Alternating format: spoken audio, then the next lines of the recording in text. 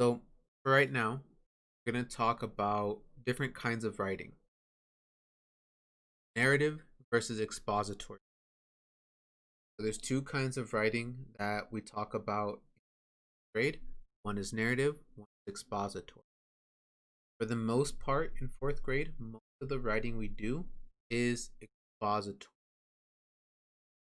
Usually, narrative writing is the kind of writing we might have done like in lower grades, third or second or first, or when you're writing in those grades, a lot of that writing is narrative.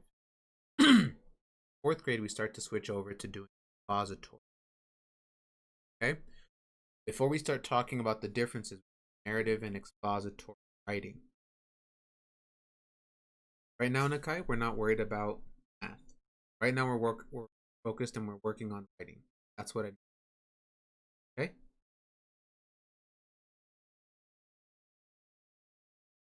Before we start talking about the differences between narrative and expository, I want to real quick go over what we talked about yesterday: author's purpose.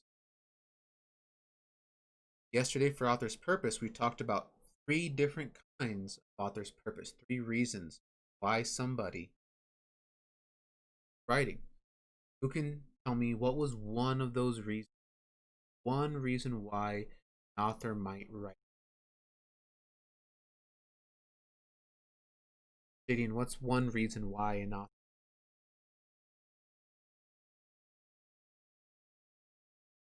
They could if it was a biography, but we remember we talked to yesterday. We said there are three kinds of author's purpose. We used three different letters.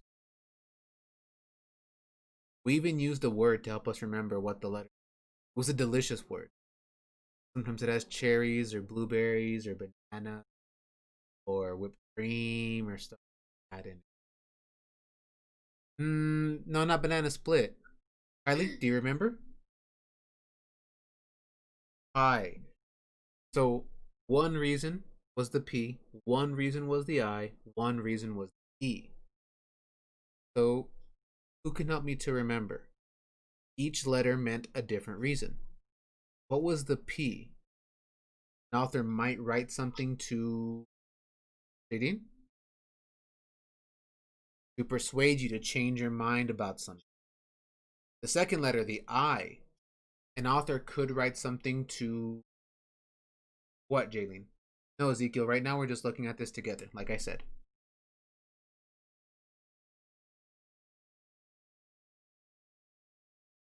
To inform you, to give you facts and details to help you learn something. Or the last one, E, an author might write something to what? Christopher? To entertain you, to make you feel something, some kind of emotion, whether that was happy or scared, sad, whatever the author might decide. Okay, and that's going to be important here. So we're going to look narrative and expository. Narrative. That kind of writing tells a story. So it has a beginning, a middle, and an end. It has different characters. But an expository gives you a so big difference. Narrative writing tells a story. Expository writing gives information. Like I said, the narrative writing, a lot of the times, that's the kind of writing that we might have done when we were like in kinder, first, and second. And we're going up school. A lot of times we start out with narrative writing. So that's like writing about one time I went to the park, and then at the park this happened, and then my friend came. We got on the swings, and then we were swinging for a really, really long time. We got tired, so we got off the swings, and then obstacles, and we had a sleepover, and then in the morning we had pancakes. So it tells a story. Different events that happened always go in order.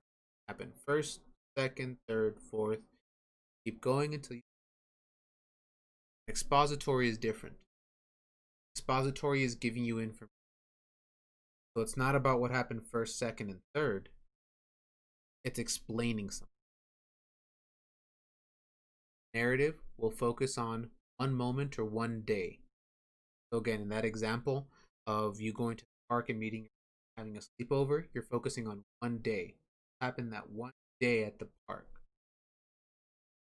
When you're describing in a narrative, you're describing the different things happening. You're describing your. But when you're at the park, you could talk about if it's cold or if it was hot. On the swings, you can talk about if they were the kind that have the big, big, thick metal links, or if they had the plastic ones. You could talk about when you get the popsicle, what flavor they were. All your description is on the events or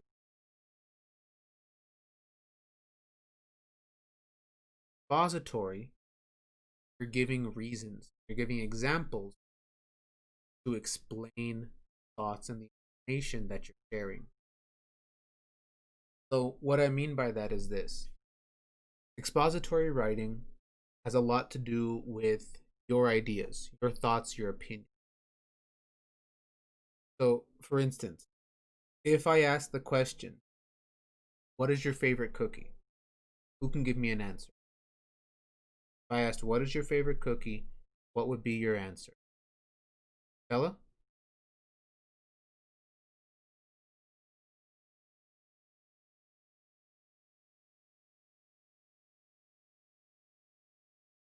Oreo. Okay. So, Bella, that's one sentence, right? So, an expository piece of writing means you have to explain that answer. So, Bella, why do you like it? What is good about them?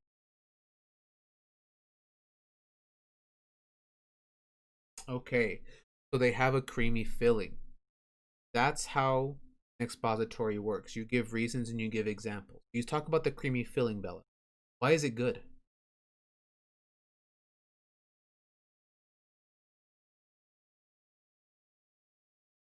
Okay, it's sugary and tastes very sweet. Very good job. So if we were writing an expository right now about cookies, you'd have some pretty good information to share with people. You'd already be explaining why you like Oreos. See, with expositories, not everyone likes Oreos.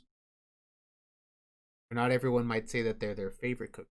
They might say, Oreos are okay, but have you tried this kind of cookie? Have you tried a snickerdoodle cookie? Or have you tried the thin mint cookies, the Girl Scout ones? Or they might say, have you ever just had chocolate chip cookie or a peanut butter cookie or an oatmeal raisin cookie? They'd have all sorts of different answers. What is their favorite? So in an expository, you have to explain to people, not just say, oh, Oreos are my favorite. Why? What makes that cookie better than the other one? Kylie?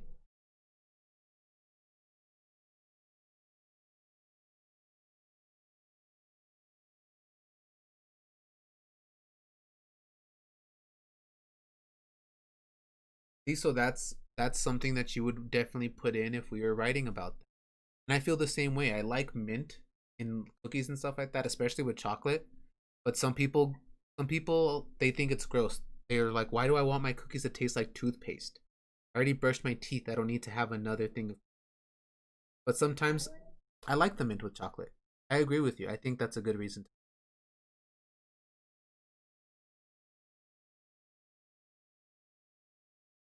So that would be something you'd want to share, and you'd always want to explain it. So you could say, I like the mint because it's tingly in your mouth, or I like Bella said, and I think she did a great job. The cream filling has it's sugary, it's sweet, and even the mint ones are still sweet, right? They're minty, but they're also sweet.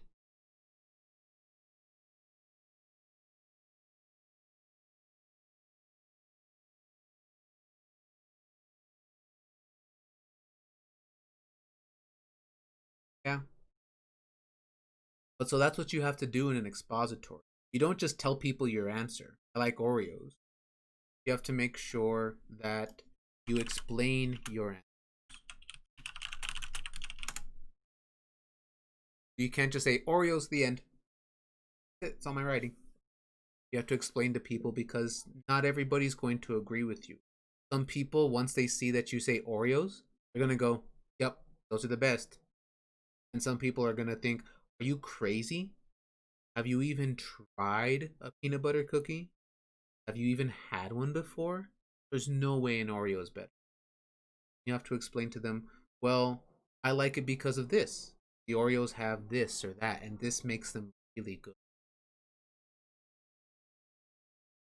When you write a narrative, all you're trying to do is to entertain. You want people to feel something.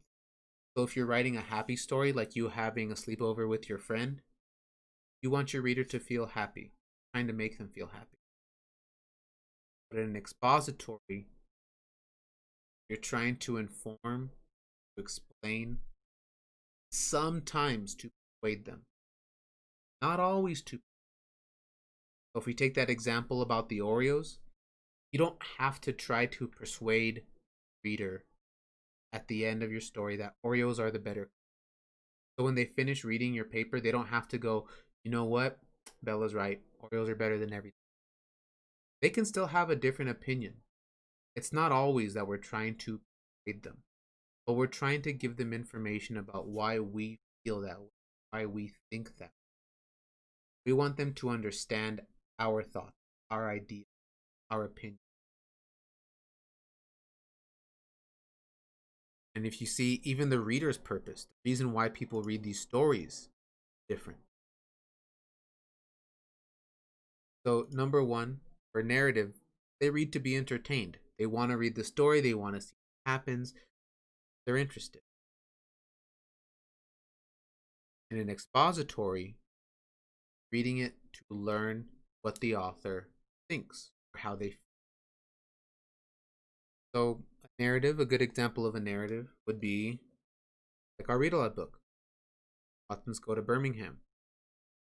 That's a piece of narrative writing, telling us the story, starting from the beginning, going to the middle, going to the end, and we're reading it because it's entertaining, makes us feel something.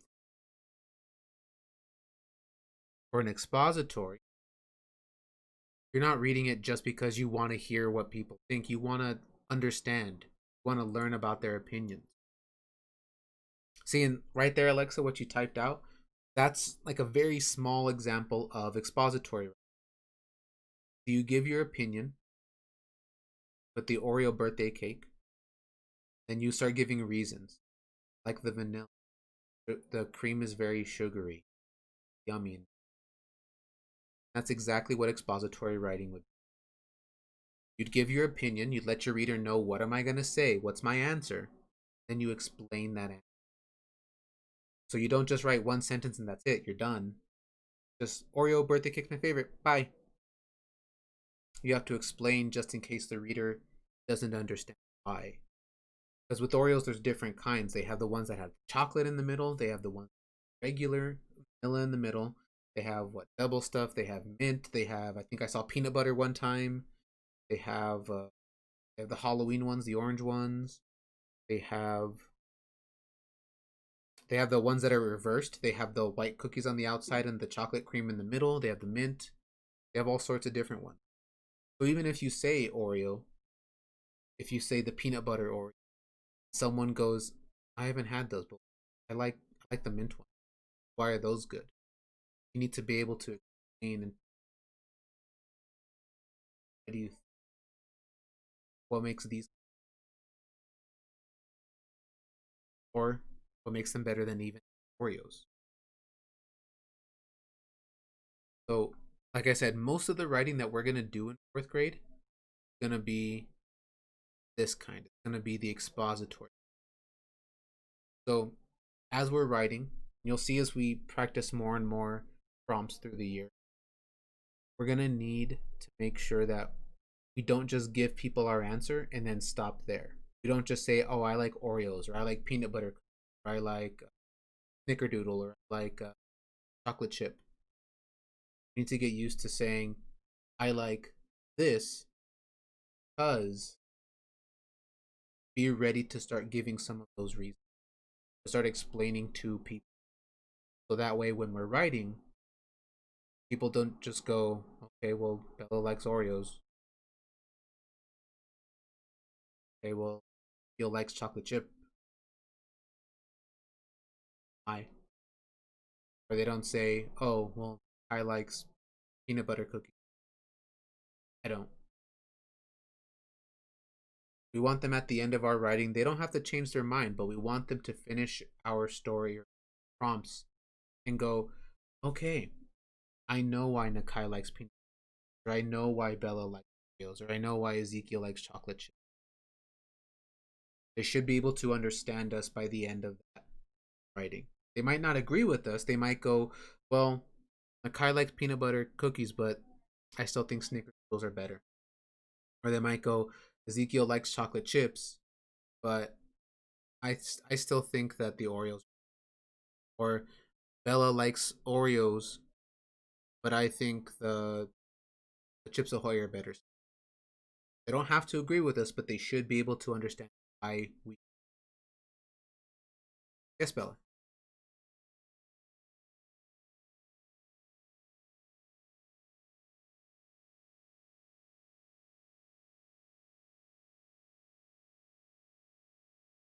Those are all good Oreos, I think. But I also really like Oreos, so I think it's kind of hard for me to find an Oreo that I don't. See, it is really hard to just eat a little bit of Oreo.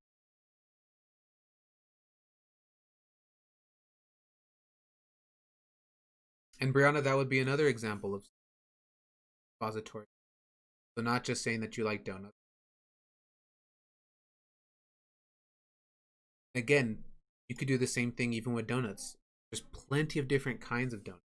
Right? There's the ones that have the jelly in the middle. They're the ones with cream in the middle. The ones that have the frosting or the glaze on top. There's ones that have sugar, that have regular sugar, that have cinnamon sugar. There's ones with no sugar at all.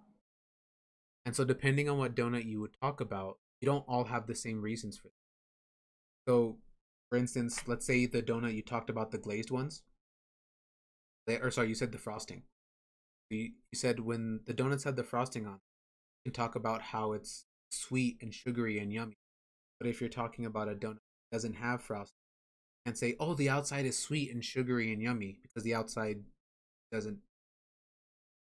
But you could talk about how maybe the inside is nice and fluffy.